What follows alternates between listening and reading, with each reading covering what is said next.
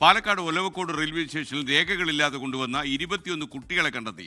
ബീഹാറിൽ നിന്ന് കോഴിക്കോട്ടെ ഒരു സ്ഥാപനത്തിലേക്ക് പഠിക്കാനെത്തിയതെന്നാണ് കുട്ടികൾ പറയുന്നത്. എന്നാൽ ഇത് സ്ഥിരീകരിക്കാൻ കഴിയാത്തതോടെ കുട്ടികളെ ചൈൽഡ് വെൽഫെയർ കമ്മിറ്റിക്ക് കൈമാറി. ഐഷത്തുൽ ഷംന പാലക്കാട് നിന്ന് വിവരങ്ങളുമായി ടെലിഫോണിൽ. ഷംന, ഏത് സാഹചര്യത്തിലാണ് ഈ കുട്ടികളെ റെയിൽവേ സ്റ്റേഷനിൽ കണ്ടത്? ഗുഡ് മോർണിംഗ്, പറയും. Good morning. ഇന്നലെ ഉച്ചയ്ക്ക് 2:30-ഓടെ വിവേക് എക്സ്പ്രസ് ട്രെയിനിലെത്തിയ കുട്ടികളെയാണ് ഇത്തരത്തിൽ പോലീസ് പിടികൂടി ചൈൽഡ് ലൈനിനെ കൈമാറിയിട്ടുള്ളത്. ഈ കുട്ടികളെ കണ്ട് സംശയം തോന്നിയ പോലീസ്, 21 കുട്ടികൾ ഉണ്ടായിരുന്നു, ഇവരെ കണ്ട് സംശയം തോന്നിയ പോലീസ് ഇവരോട് ചോദ്യങ്ങൾ ചോദിക്കുന്നു. പക്ഷെ അതിലൊന്നും ഈ കോഴിക്കോട് ഒരു സ്ഥാപനത്തിൽ പഠിക്കാൻ എത്തിയതെന്ന് കുട്ടികൾ പറഞ്ഞെങ്കിൽ പോലും അതിലൊരു സ്ഥിരീകരണം ആവാൻ കഴിയാത്തതോടെയാണ് പോലീസ് കുട്ടികളെ ചൈൽഡ് ലൈനിന് കൈമാറിയത്. മറ്റൊന്ന്, ഇവരുടെ കൂടെ ബീഹാർ സ്വദേശികൾ തന്നെയായ ചില മുതിർന്നവരും ഉണ്ടായിരുന്നു.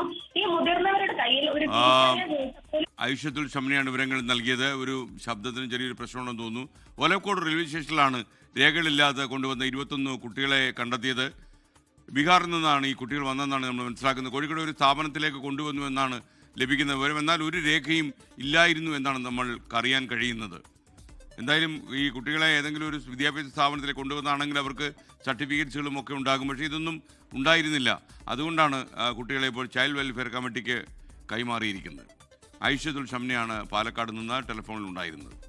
ലോകത്തെവിടെയായാലും ഏത് സമയത്തും 24 വാർത്തകളും ഓഗ്മെന്റഡ് റിയാലിറ്റി പാക്കേജുകളും എക്സ്പ്ലെയിനറുകളും വിശദമായി കാണാൻ ഞങ്ങളുടെ യൂട്യൂബ് ചാനൽ നിങ്ങൾക്ക് സബ്സ്ക്രൈബ് ചെയ്യാം.